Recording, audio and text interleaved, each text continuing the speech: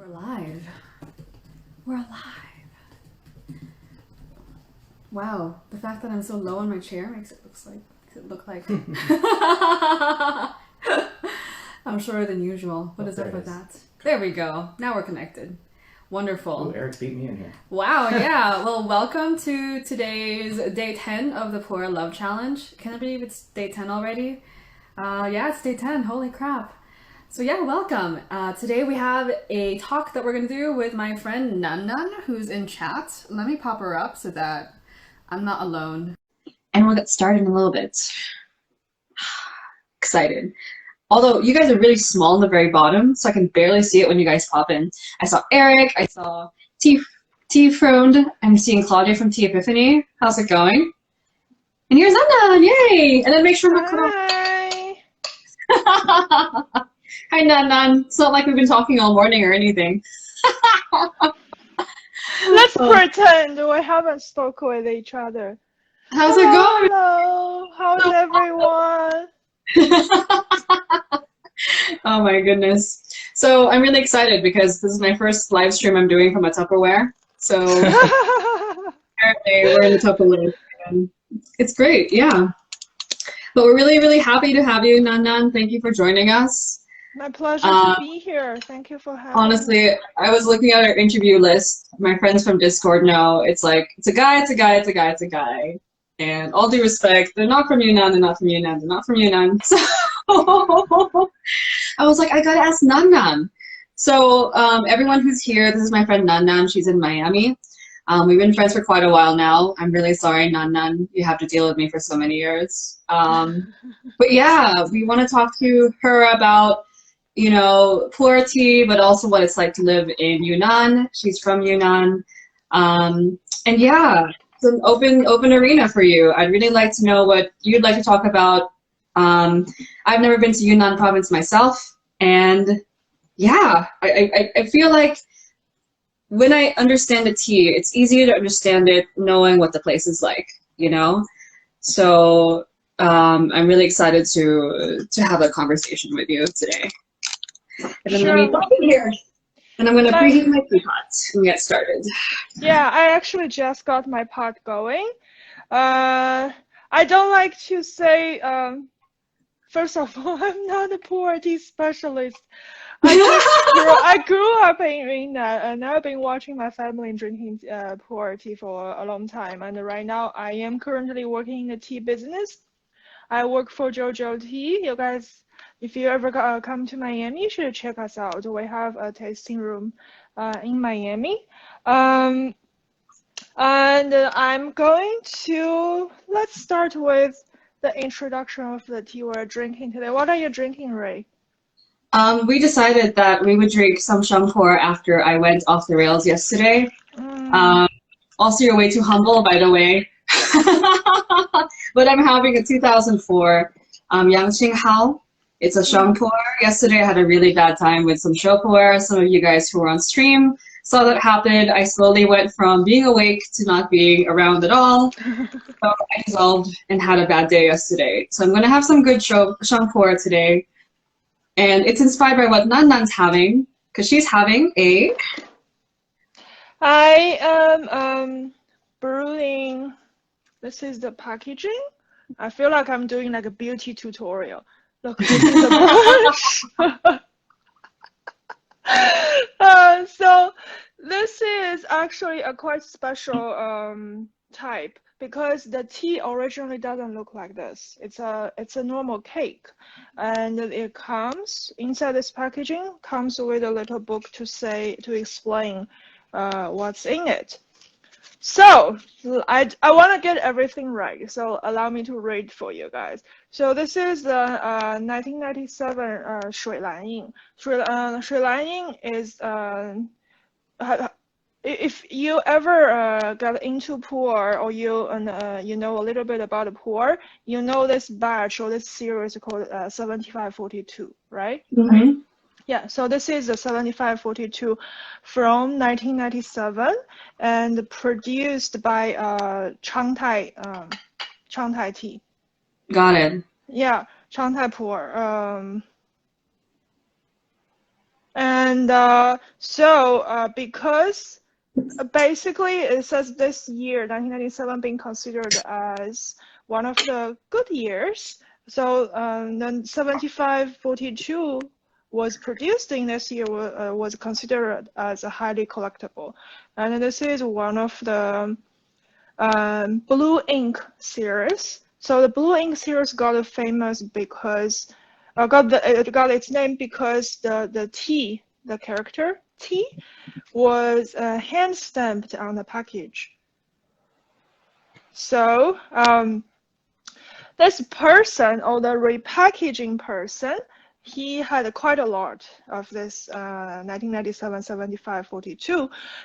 So he decided in 2007 he wanna repackage them into a smaller package, each one smaller cube, so it will be a more affordable price range for people to buy. That's where and when I got this. I believe my father got 3 of this, and I took 1 from him. Every time when I drink this tea, I actually keep a diary, just to see how the flavor has been changed. And I have only opened this tea for 3 times so far. The last time was in January 6, 2018. Wow. And, yeah. So I haven't had this tea ever since 2018. And today I'm drinking it with you guys. Thank you for drinking such good tea with us. And I'm really jealous because whenever I open a pour packet, all the characters, I'm like, I wish I knew what this said. I like knowing the background information of each cake. So when, I open up a pour cake and whoever packaged it had all the information in it, I'm kind of sad because I wish I knew the story of these cakes. We just have to trust like the vendor we get it from here, and I like knowing not just the oxidation or fermentation of the tea, but also the story behind the cake. Mm-hmm. It makes it really more interesting, I think. But thanks for sharing such a special tea. So this morning I was like digging through our stash. I was like, do I have a 90 sheng? I think I said I have one. And I'm like, oh, actually no, it's not. It's a show pour. So my tea is 7 years older than yours. I've actually never had it before, so this is my first time too. But yeah. All right. Is your tea ready? Yeah, my tea is ready. I just preheated my cups, so okay. I'm gonna use just a little bit of it. I think that I'm using a little bit less pour than most people because I'm very sensitive, and I think I'm a little scared after last night's, show pour disaster. But this should be a good tea. Yeah. So you said that your father has the other 2. Was he a really big pour drinker too? He likes to collect. He has a whole room in our house for his tea.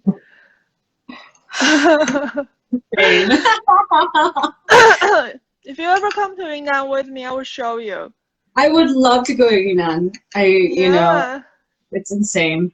I don't even know how to ask about it, because at least when I'm talking about Taiwan tea or Indian tea or Nepalese tea, I have some kind of framework, but I'm such a beginner. What is it even like to be in Yunnan? I even say it the wrong way. I say Yunnan. It should be Yunnan, right? So I need to say it right. Enough. It's not okay, but it's good enough. Dancing, I saw you. Yes, I'm drinking tea with my friend Ray. She's living in Las Vegas, and we met each other from being in the tea business together, and we became friends. And now we're drinking tea in quarantine. So I'm gonna start infusing this, but maybe I don't know. I want to make it like an open talk for you. What can we know about Yunnan that, for most of us, it's just a name on the package, right? Yeah, I guess, because to start off, Yunnan is not one of the financially most developed provinces in China. It's one of those more relaxed, not too much industrialized stuff going on. We don't have factories, like manufacturing factories. We're mostly more focused on agriculture and tourists. So it's, in a sense, it's very much like Florida. We have great climate, and the cost of living in Yunnan is relatively lower than if we compare in Beijing or in Shanghai. So the city that I am from is well, the city I am from is called Chujing. So Chujing is actually not one of the cities in Yunnan that produces tea. My city is specialized in tobacco. Yeah. You should become a tobacco expert. Oh no, I don't smoke. I could never be one. Yeah, but funny enough is every time I go back to Chujing, my Chinese friends in the States, they always call me, can you bring a few packs of cigarettes for me? And I always do.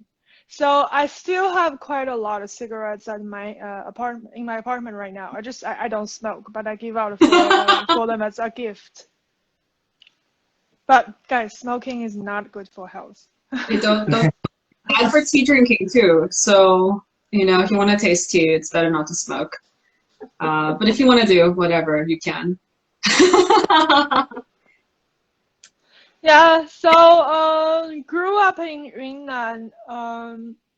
Drinking pu'er tea is kind of like a daily essential, I would say, especially for my in my family.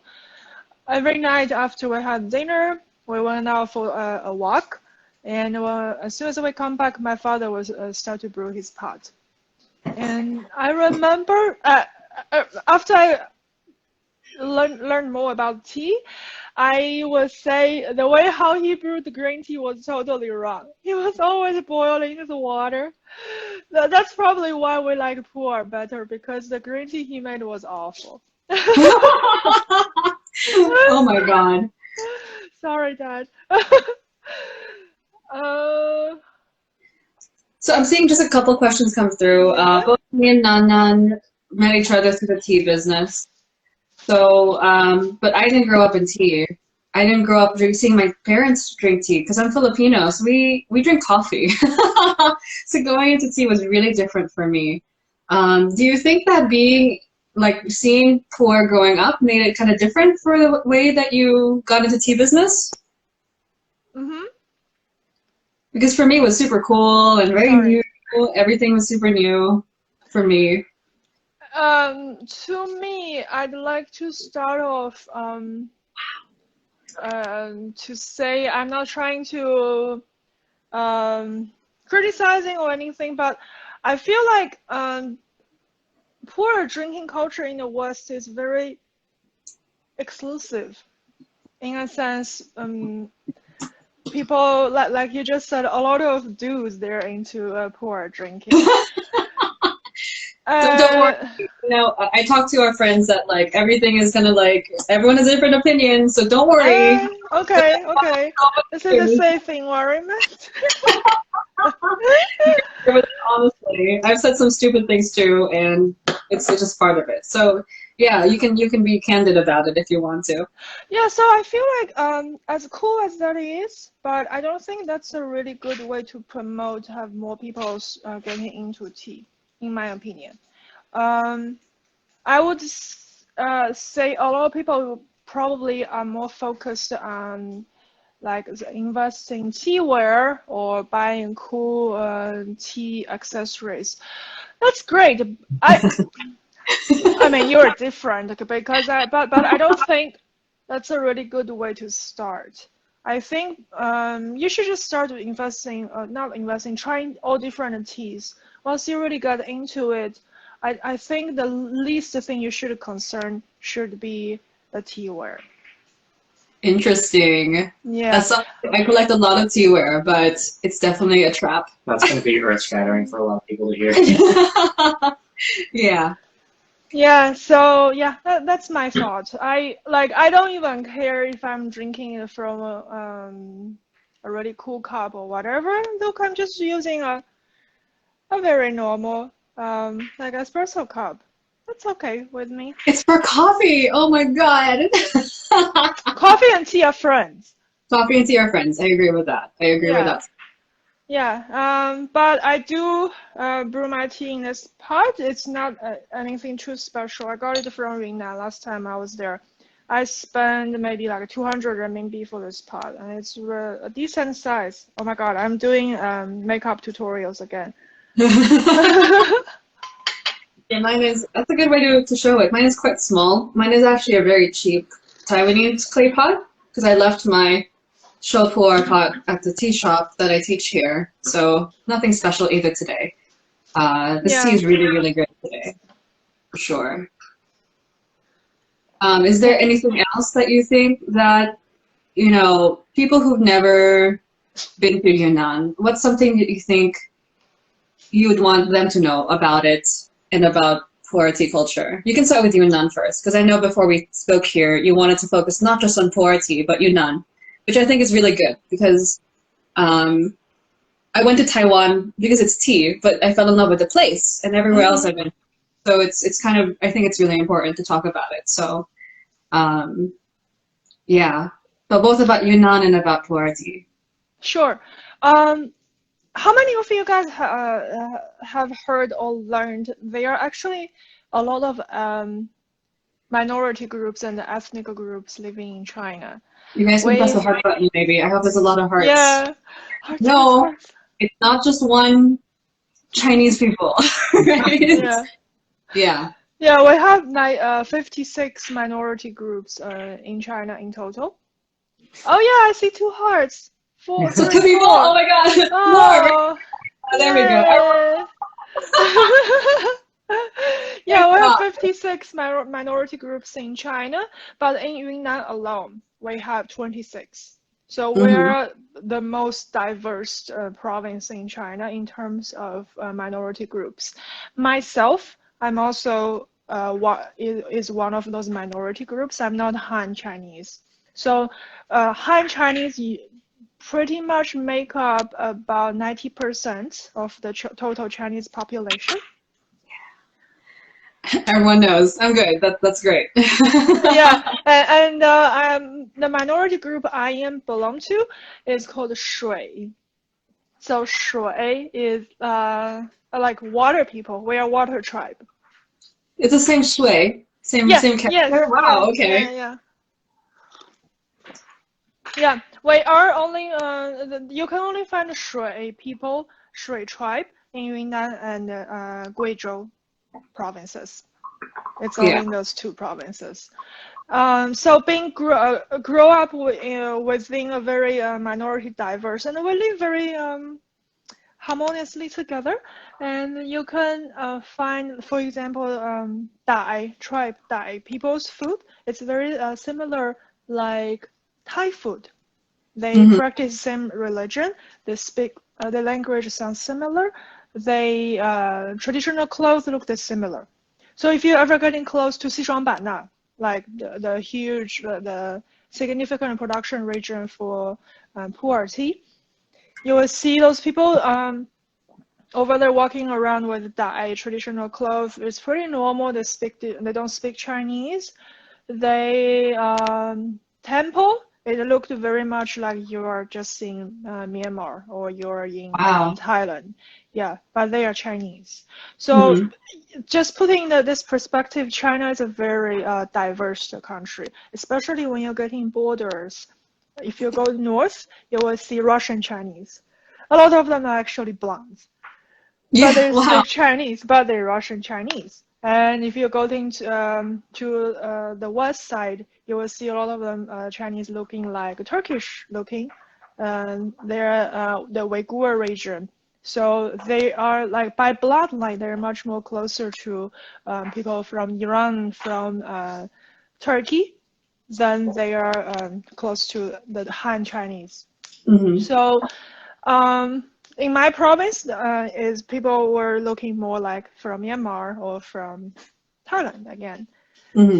Yeah, and the cuisine is also, we eat spicy. We live for spicy. I cannot go with one day without eating anything spicy.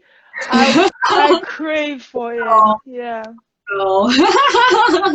But I believe everyone and most of the people in the West know spicy type of Chinese food from Sichuan cuisine, Mm-hmm. right? Yeah. Right. So we're also close to Sichuan. We're just on the south side of Sichuan province, and we do share a lot of similarity in terms of traditional food. And Yunnan province, Guizhou province, Sichuan province, Hunan province are the spicy regions of China. Does each different ethnic minority have a different kind of like tea culture too, and as well as the food culture? Yes, certainly. For example, sorry, I'm fixing the camera. We're rocking. Yeah, sorry. Hi, Cindy. Cindy just joined the conversation. Sorry, guys, I'll be back. I'm trying to fix the camera, so it's not. Okay, we can make fun of her for a little bit. Nan Nan comes to Las Vegas. We actually took them to Yunnan food, and I wasn't sure it was good, but when I saw Nan Nan's face, I'm like, wow, okay, that's the that's the real stuff. I actually really love it. For some reason, I can't handle like Mexican spicy or Thai spicy. Oh, I can handle Sichuan. Yeah, to me, the Mexican type of spicy is more like the heat spicy. Yeah. But Sichuan spicy, Yunnan spicy is flavor spicy. Yeah. I'm not so sure if that makes sense, but that's how I feel too. And Korean food too is it's very hot. Yeah, but I love Korean food too. I love soup. Spicy food. I'm from the Philippines. We don't have any spicy in our DNA at all. Nothing. But we do have sour. So some of your sour soups are kind of similar to ours. Just Yunnan, but not so close. It's a big difference without the spices, I think. But yeah, I think someone asked a question about is the Shui group, do you guys have a specific tea culture? And then do other ethnic groups have a different tea culture too? For example, one minority group that's really heavily influenced the pu'er tea production is Jingbo and the Bulang. Bulang tribe and the Jingbo tribe, right? I highly recommend you guys to go on YouTube, just search. There is a documentary series, it's called Tea, A Story of a Leaf. Tea, Story of Leaf on YouTube, right? Yeah, it's produced by, it's a really nice documentary series. I think it has 7 episodes. It was produced by CCTV9. So CCTV9 is pretty much like the BBC documentary. Yeah. I think we got it. There's 6 episodes. 6. Yeah. So I'll put that link on maybe Instagram afterwards or on Discord. Yeah. It's really informative, and that in that documentary series also talked about Bulang tribe and the Jingbo tribe in Yunnan, and the way how they drink tea. They don't have any fancy teaware. It's just clay bowl, like a really cheap clay bowl, I would say. They just throw the tea leaf in, and then they keep it going. And they go to the fields working on doing their work, keeping on with their day. You will see that a lot in China. That's why I think I firmly believe teaware shouldn't be the barrier for getting into tea. Yeah. I think I at least I got into tea first, and then later on the teaware. But yeah, I actually don't have like a dedicated show pot, just one. And this one is not even my show pu'er pot. So thank goodness I'm not using it today, or you'll get mad at me. No, I'm not. If you can I know. financially afford to go for it, but this shouldn't be the excuse or the barrier, at least. What did your dad use when you were growing up in terms of teaware? Glass pot. That's it. Wow, that's crazy. Because a lot of us, we do this, where we're like, oh my God, which pot should I dedicate for which tea? And you can't drink pu'er if you don't have a good clay pot. You know, this porcelain is not good. It's going to make it weak or whatever. So that's interesting. I don't know. I don't buy those because, again, I did my master degree from the research track. So you have to show me the science. You have to show me the data. I don't get convinced because this monk said that or that master said that. I don't believe it. Sorry. Well, I do side by sides. I'm not sure if you know that, Nan Nan. You must be my stories. I do a lot of side by sides of teaware. But yeah. I do also really believe that if your tea is just good, it's gonna blow away the teaware. It's almost like the last adjustments at the very end, just to make the 10% better. But if you have tea, and a lot of people are drinking shitty tea. I'm sorry, some of you guys have shitty tea in your cupboards right now. I'm sorry, but if the tea is shitty, the teaware will not help. True. But yeah.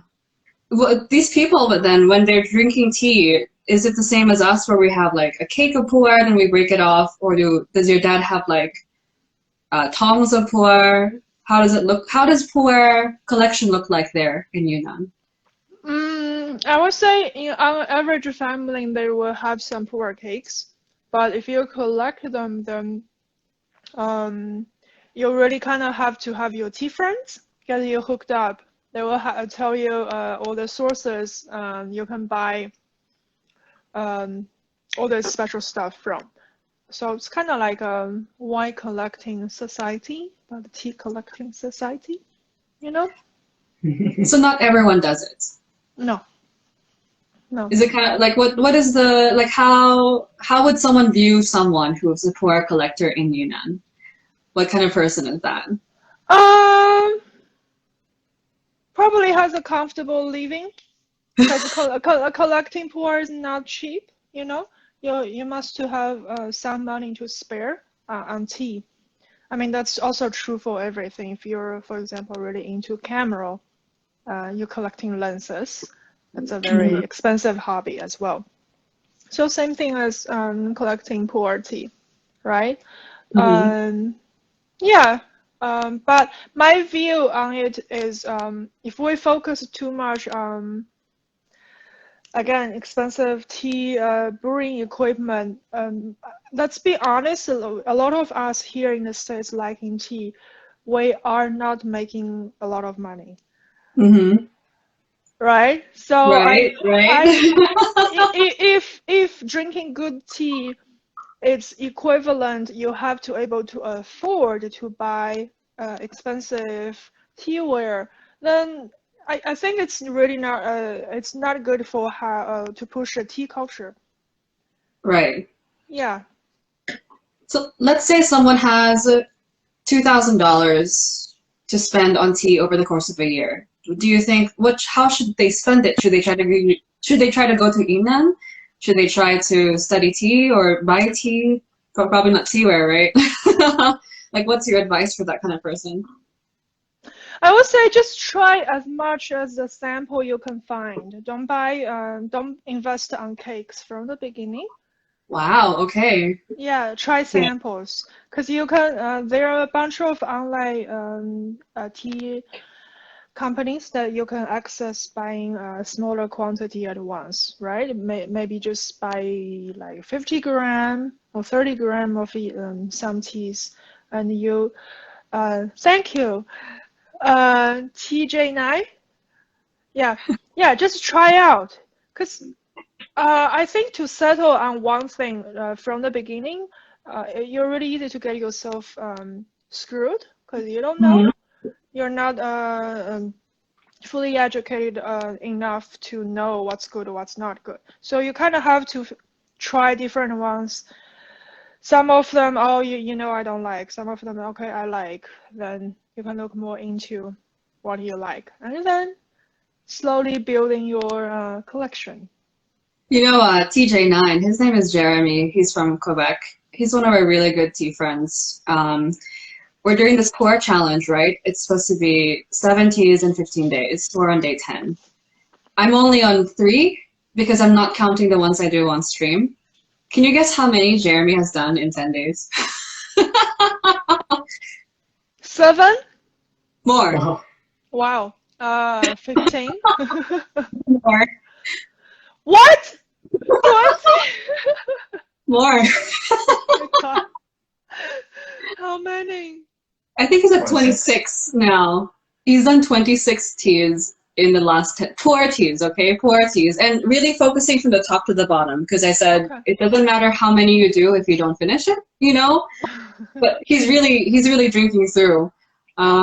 Because the purpose of it is, for example, I'm not really in love with pu'er. I just didn't come into it. I like it, but I don't have the same passion for it as like oolong, right? So I wanted to just sample as much as possible. So I've had some bad days, I've had some good days, but more and more I'm tasting more. So I can't believe how crazy TJ already collects. I mean, he already drinks a lot of pu'er, but he says it's not even him trying. He just drinks that much pu'er, which is crazy. In the background is my dog. Don't worry. Call Mishka over anyway. Jeremy, I had to show you off the Nan Nan because you're crazy. I believe it though, because as someone who hasn't drunk that much pu'er, this is my first time sampling pu'er with this level of focus in the last maybe 10 years, and I definitely am enjoying it more for sure. Yeah. I'm only buying time because once this dog comes on, it's gonna be over. He's really cute. H Holiday says, I have a big chest of pu'er at the foot of my bed. Wow, that's crazy. Where's Mishka? I want to see him. Mishka! Hey guys, this is Mishka. He's really cute. Hey Mishka, say hi. He's just looking at his treats. He doesn't speak English, so he doesn't speak Chinese of any kind either. He does. I yell No at way. him when I'm getting angry. I yell at him only in Chinese. So whenever I speak Chinese, he knows he's in trouble. Oh my god.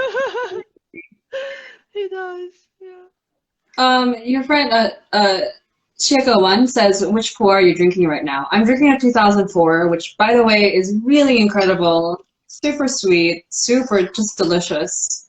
It goes all the way down to it feels very comfortable. So I'm really enjoying this tea. How's your tea doing? The tea you haven't had since 2018. I'm gonna be honest. I feel like it tastes better in 2018. Really? Than today, yeah. What's going on, do you think, with it? I don't know. And maybe also because I'm still on the first brew. So... I'm already on 3rd brew of this one. Okay. For me. Let's see. I have a list of questions here that we can look at for a little bit. Yeah, so I was wondering, in Yunnan, do people also drink other teas, or is it just pu'er? Other teas as well. We don't drink too much other heichas, to be honest. Meaning liu bao. We don't drink too much liu bao. We don't drink too much Hunan heicha. Wow. Yeah. We don't drink too much Tibetan tea. Those are pretty much exclusive to those provinces, I feel like. In terms of heicha, we only drink pu'er. Well, why is that? Proud. Yeah. Like proud of because from what I'm such a beginner, but I want you to correct me if I'm wrong, because I don't mind being wrong. From the thing I've learned about Chinese culture is that people are very proud about the thing from their province or from their hometown. So even like your city is famous for like some kind of apple. Everyone's gonna really eat that thing, drink that thing, and you need to bring that with you when you go somewhere else as a gift. That's the thing you need to do. Is that true? Also in Yunnan? Yeah.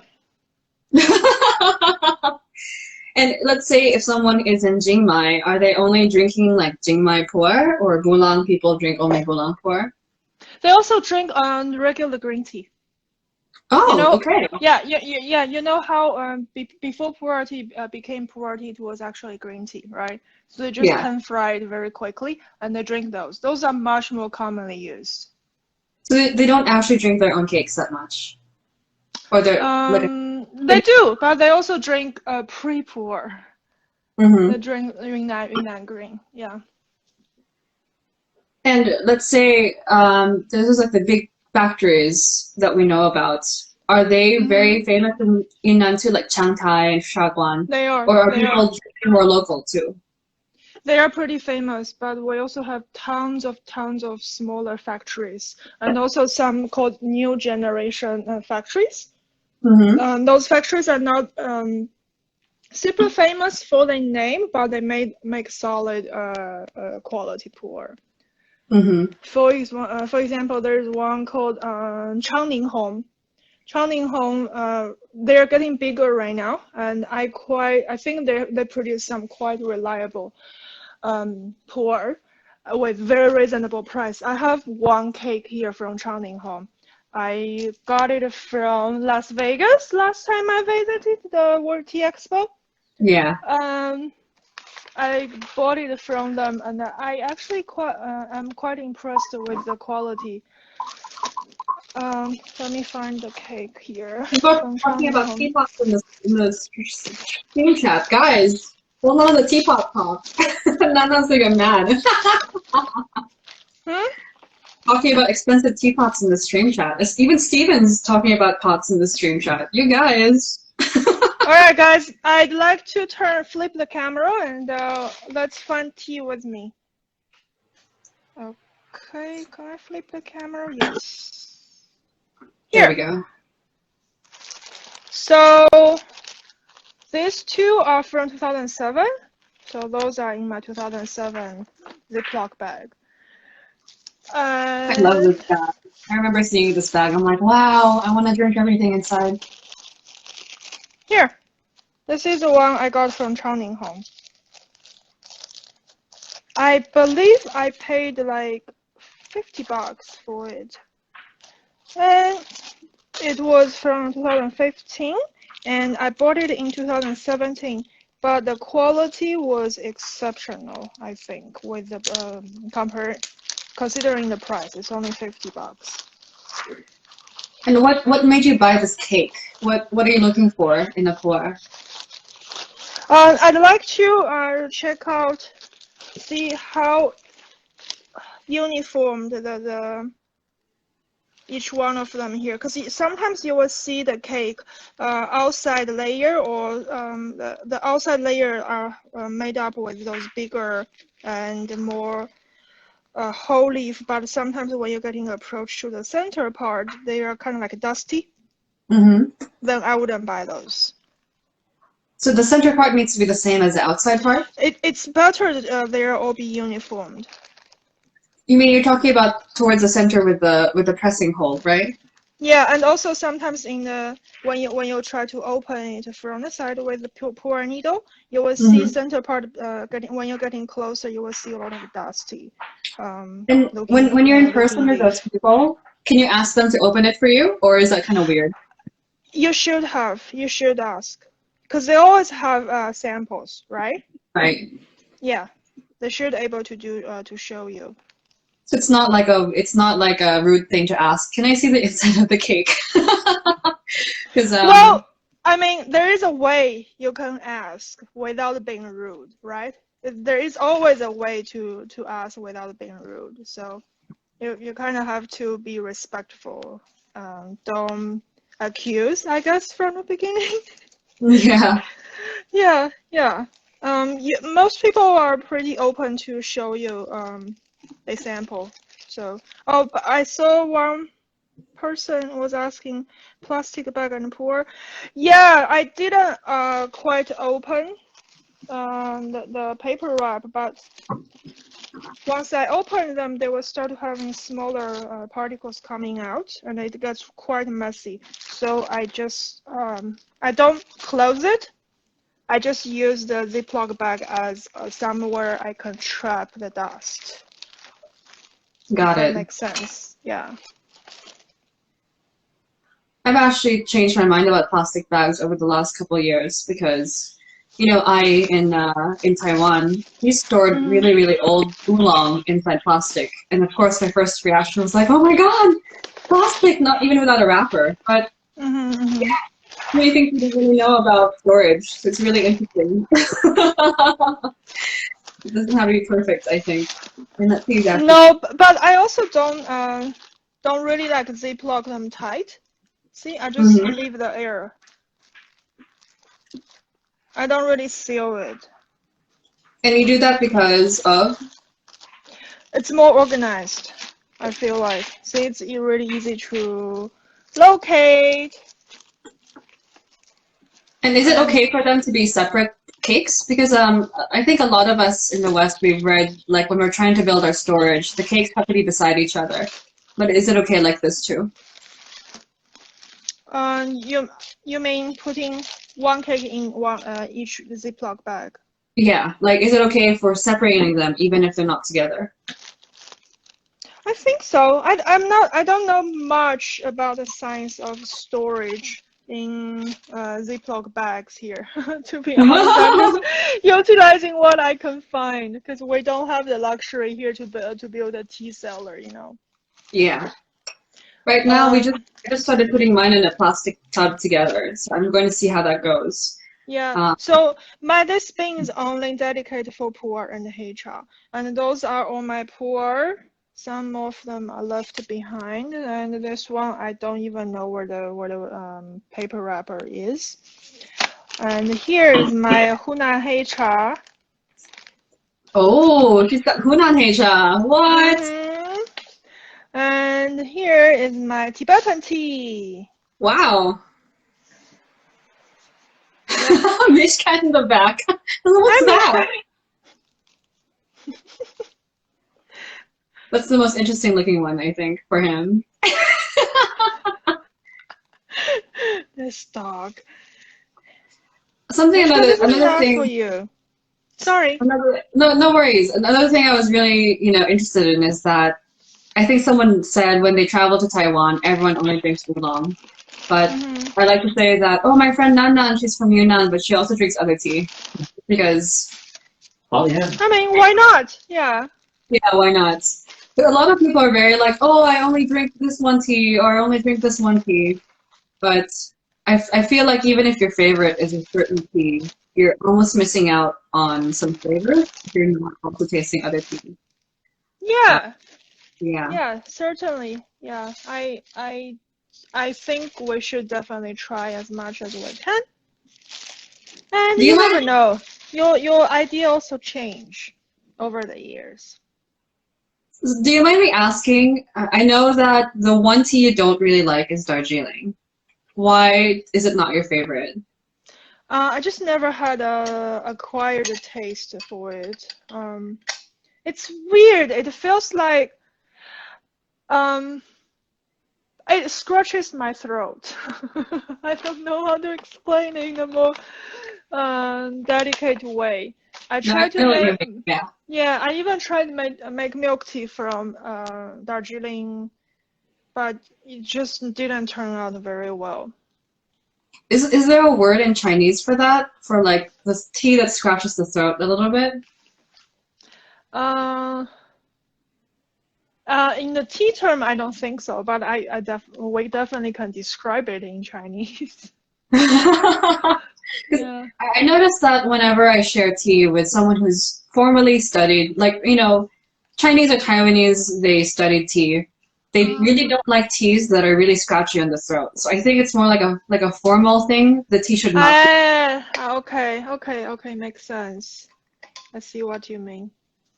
Is that like a thing that, the tea is not considered to be good if it has that scratchy feeling? I think so. I think so. Or at least this is what we were taught. And what are the other things that you were like formally taught to look for in tea that we might not know about? Whether it's right or wrong, I think it's interesting to know. Give me some examples, because there's just too many things we can talk about. Yeah. Yeah, yeah.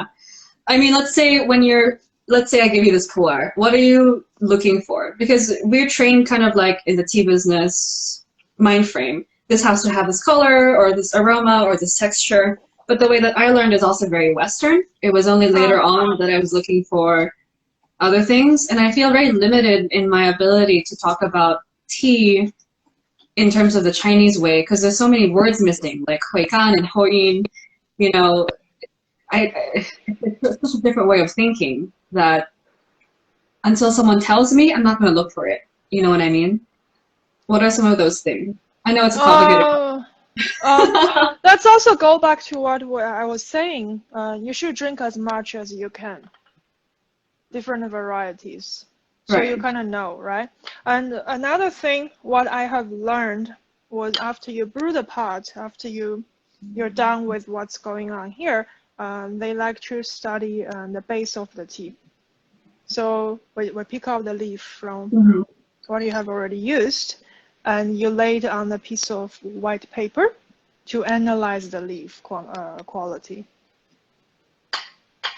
And what are you looking for in the leaf quality? Let me take an example. See.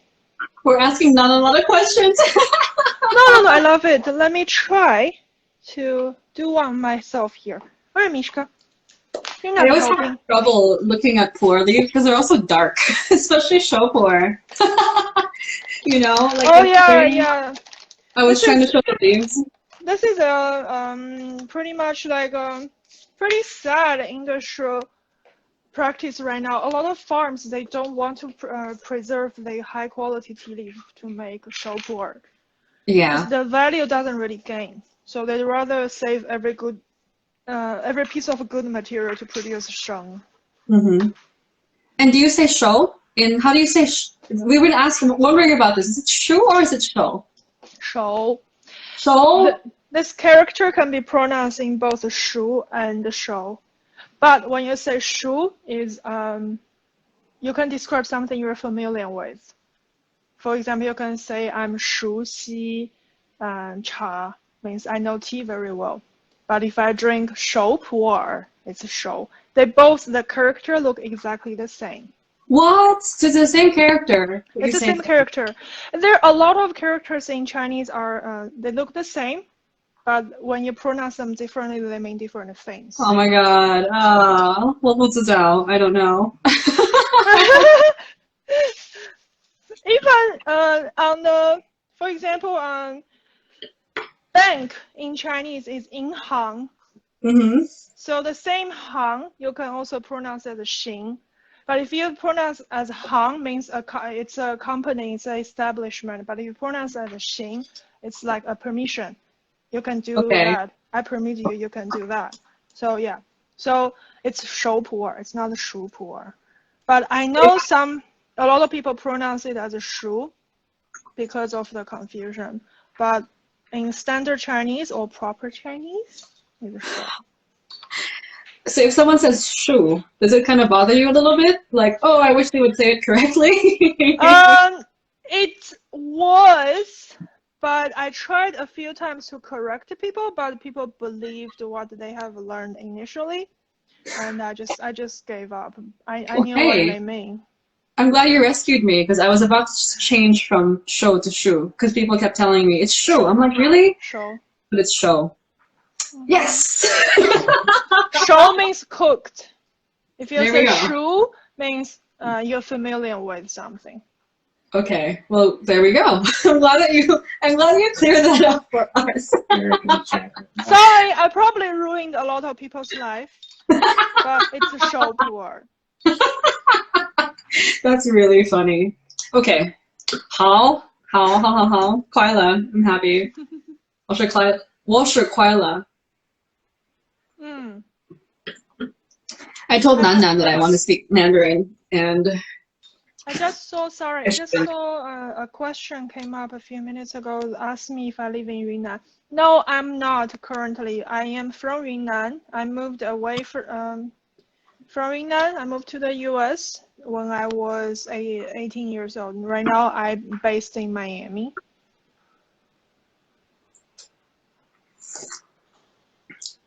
Sabrina says, guess it's up to the region where people are from. In Shanghai, everyone says shu. Yeah, yeah. Also in Chongqing, they say shu, but in standard Chinese, it's shou. How about when we're in Yunnan? What are people saying? Shu, In Yunnan? shu. Yeah, but What? it's shou. I Oh know, my I know, god! I know. I'm It's such a dying. big country. I'm dying. So what do you want me to do, Nan Nan? You're my friend. Which one did you want me to use? I will leave it up to you. I'm just telling you what's the better one.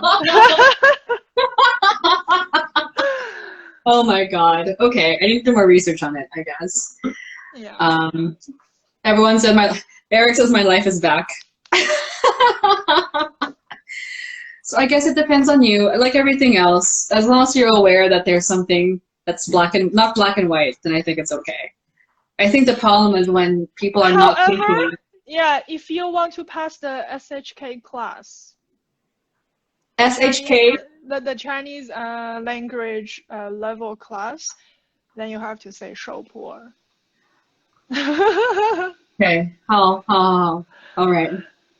Maybe we can learn the formal one first. And if you want to do shu later on, you can do shu, but need to learn the correct one first, right? Yeah, correct. Okay. That's okay.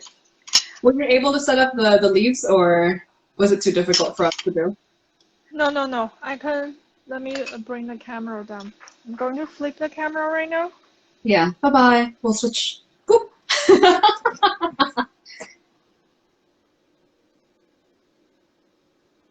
I should See, do that. they're not completely opened up yet because I only have brewed them once. So once they're being completely brewed, they've been used up, they should be completely open. And try like open them up, kind of like you're dissecting a leaf in a biological lab. And do you usually use the chopsticks to do that too? I don't. I have the needle, but I don't know where it is right now. Oh, okay. Yeah. So you will see in the poor shops, you will see in the poor shops, people are pretty open to show you, they're pretty open to use the needle to show you how the formality of the leaf in the cake. They're also pretty okay to letting you do this in front of them. And what are you looking for when you do that? Again, is it just uniformity in the leaves? Yeah. Yeah, and also 大叶云南大叶 style, the leaf they're pretty big. Sometimes you will even see the leaf is as big as a whole palm. So when they using that kind of leaf, they have to chop it off in different like they have to cut it, right? Yeah. And if you take out enough of the leaf here, you are able to kind of putting them together. You will see a very big leaf. I was wondering about that. Why are they cut up? Because they're too big. Like when they're firing the tea, it just breaks? Yeah. I gotcha. But it's okay if the leaves are a little bit broken. Because, for example, I'm so oolong focused. Whenever we see broken leaves in the oolong tea, it's kind of a problem, right? But with pu'er, it's okay if the leaves are broken, even for a high quality tea. I mean, during the pressing them into cake, it's just really hard. They don't broke at all. Right? And also, when you want to drink tea from a cake, you have to break it with your tea needle. It's also very difficult to not break anything at all. But they shouldn't be presented as dusty, very crushed down. You should be able to find a whole leaf. Yeah. So if you can find at least one, at least you can look at the whole leaf itself. Gotcha. There will be usually like at least, I have pretty long fingers. They're pretty big. The whole leaf. If you see those leaves inside the pu'er, even the whole leaf is only this big. They are not from pu'er tea tree. They're Thai di cha. Oh, so it does make a difference. Yeah, Tidy Chai is it's ideal to process like Mengding Maofeng or Maojie even. Speaking of Maojie, it's very hard to find a Maojie now. Sorry, because it's from Hubei province, and Oh, I don't know what's going on with them right now. yeah. Yeah. So we have 5 minutes left. Man, there's so many other things I want to ask you, but what's one thing you want people to know about Yunnan who have never been before? Or whatever you'd like to share about it. If you ever have a chance, you definitely need to go check it out. If you want to explore China as a more depth way, you have to go to Yunnan. We are not like Shanghai or like Beijing. It's more modernized or very developed, but we are more close to the. I would say it's a different lifestyle. China is a really big place. It's hard for you to conclude just this is China, that is China. It's not. But Yunnan is a pretty unique place. If you like tea, if you like spicy food, and if you just want to genuinely meeting good people, go to Yunnan. And would you recommend someone who even doesn't speak Chinese to try to go to Yunnan? By himself? Yeah, maybe what should they do? They do. Let's say me and Steven. I know, really, really 一点点 Dongwen, really, really slow, very, very small. Is it okay for us to go, or will it be difficult? I think you can go by, but it's going to be a little hard. It's the best if you can find someone who can guide you and also speaks Chinese. Another challenge for foreigner right now in China is you guys probably are having trouble to set up the Alipay or WeChat Pay. Mm-hmm. Right. Yeah, but without that, it's hard to go anywhere now in China without Alipay or WeChat Pay because people don't take cash. Even in Yunnan, it's the same. And let's say someone has, 14 days in Yunnan. How would you, would you want them to go stay in Kunming or go to the Tea Mountains or also do other things in Yunnan? 14 days in Yunnan, I think Kunming probably 2 or 3 days should be enough. And you should definitely go to Dali and Lijiang. For another 2 and 3 days, and making your way to the south side, go to Xishuangbanna, go to Honghe. So it's those are the tea production region. Yeah, and 2 weeks should be a decent trip in Yunnan. And you'd hope for them to do more than tea, right? I mean, yeah, you should. There's so much more over there. It's like everywhere. It's the place is not only famous for one thing, but there's so much more to explore. And if there's wow, we only have 2 minutes. What do you think is the biggest difference between, let's say, what was your biggest shock coming from Yunnan to here, both in terms of just general culture? To America? Yeah. Oh, what's God. the biggest difference? Before I moved here, everything I knew about the US was from Hollywood movie. Me too. Me too. And I landed in Alabama directly. I'm like, shit, is this how American is? I went to Nevada and I was like, where's Central Park? Where's the lake? Why don't we have a lake here in Las Vegas? So I was really confused too. That's even with me having my family based here. So I totally understand. Yeah, but if you have enough budget, go to China and explore. Okay. I mean, after the coronavirus thing. Please, after. Yeah, right now, even if you have a valid visa, you're no longer allowed to get in. Yeah, I have a 10-year visa to China, so I can just go. It's temporarily suspended. Yeah. Anyway, we have just a minute left to wrap up, but Nan Nan, thank you so much for joining us. An hour came by so quickly. Is it okay if people follow you on your account and maybe ask you some questions if they need to, or they can ask me. Yeah, I can tell you. for sure. Yeah. So thank you so much. Nan Nan is Thank you for having me. 265, right? 265. Yeah. On Instagram. So NANOSH 265. And then if you have any questions, DM me or her, and then we'll talk more.